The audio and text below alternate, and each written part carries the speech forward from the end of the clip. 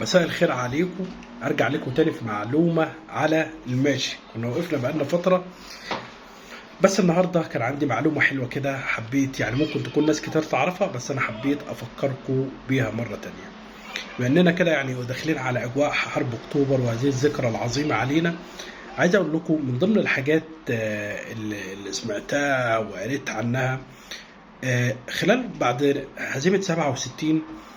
موشي ديان راح لأهلنا في سيناء وقال لهم إن إحنا ممكن اطلعوا قولوا إن إحنا عايزين نعمل دولة، وإحنا نساعدكم إن أنتم يبقى عندكم دولة، إحنا وأمريكا كمان.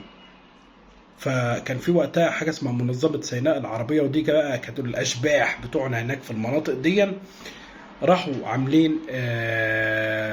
مبلغين القيادة المصرية والقوات المسلحة المصرية باللي حصل، فقالوا خلاص جاروهم بقى يعني. فالمهم إيه، راح الحاج موشي ديان الله يكحمه مطرح ما راح جاي مجمع بقى ايه، بلغ كل وسائل الاعلام الدوليه بقى، وعمل مؤتمر اسمه مؤتمر الحسنه، ولم كل الاعلام الدولي وتعالوا يا جماعه ده بتوع سيناء هيطلعوا النهارده يعلنوا ان هم عاوزين يبقى دوله منفصله عن مصر وتعالوا اسمعوهم. المهم جابوا شيوخ القبائل في هذا المؤتمر. شيوخ القبائل كان ناس يعني بسيطه مهما كان تعليمهم على قدهم، لكن الوطنيه في دمهم، لان الوطنيه مالهاش علاقه بالتعليم.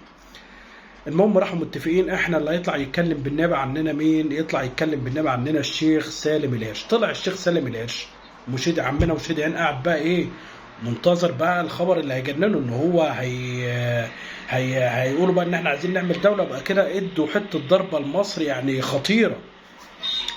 المهم طلع الشيخ سالم الهرش اول حاجه 3 مرات قال احنا مصريين احنا مصريين احنا مصريين قدام موشي ديان. كان ناقص، عارف بقى انتوا نظام يا ارض تشقي وبلعيني.